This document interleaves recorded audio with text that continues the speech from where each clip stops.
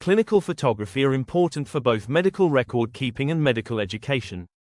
It is important to standardize the photography to help achieve consistency, facilitate comparisons, and demonstrate anatomic detail. Let's go through some basic photography terminology. Aperture is the size of the iris of the lens. It determines the amount of light hitting the camera film or sensor. It is measured in an f-stop, which is a fraction, and therefore increases as the aperture decreases. The smaller the aperture, the greater the field depth. Depth of field, also known as the focal range, is the distance between the closest and farthest in focus areas of a photograph. The smaller the aperture, the greater the depth of field. Shutter speed is the duration of the iris is open and therefore duration the sensor is exposed to light. The focal length is the distance in millimeters from the optical center of the lens to the focal point, which is located on the sensor. The shorter the focal length, the larger the field of view. Lenses, the shorter focal length, the shorter the lens, but it will generate a wider field of view.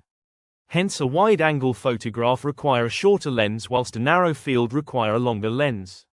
The ideal lens for facial plastic surgery is between 90 and 105 mm, designed for near focusing and produce the most realistic facial proportions. The resolution is a measurement of the pixel count of an image given per inch. In photography, there are two types of zoom. First is optical zoom, which changes the amount of the scene hitting the sensor, thus allowing for more detail that can be enlarged without issue. Second is digital zoom, which interpolates data in the scene to fit on the sensor, mimicking zoom without gaining details. This type of zoom can result in blurry, pixelated images when enlarged. Preparing the patient for clinical photography is important to maintain consistency and also remove distractions. Patients are recommended to remove glasses and jewelry, place the hair back, and avoid excessive makeup.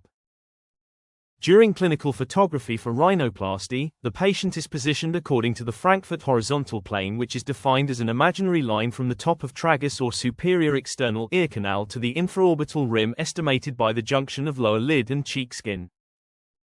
The standard photographs for rhinoplasty include the frontal view, provides a perspective on the width of the nose as well as its relationship to the rest of the face. The profile view, aligned in the Frankfurt horizontal plane, which reveals the projection, rotation, and any dorsal, alar, or columellar irregularities. The three-quarter view or oblique view, aligned in the Frankfurt horizontal plane with the tip of the nose tangent to the cheek. This permits assessment of the brow dorsum tip aesthetic line. The bird's eye view, which will emphasizes any lateral deviations of the dorsum or tip. The worm's eye, or basal view, with the nasal tip centered between the brows, allows evaluation of tip deviation, nostril symmetry, and nasal base proportions. In summary, the standard photographs for rhinoplasty include the frontal view, profile view, oblique view, basal view, and bird eyes view. These views should be taken prior to and after rhinoplasty in order to inform preoperative counseling and planning, as well as to assess results postoperatively. Thank you for listening and see you next time.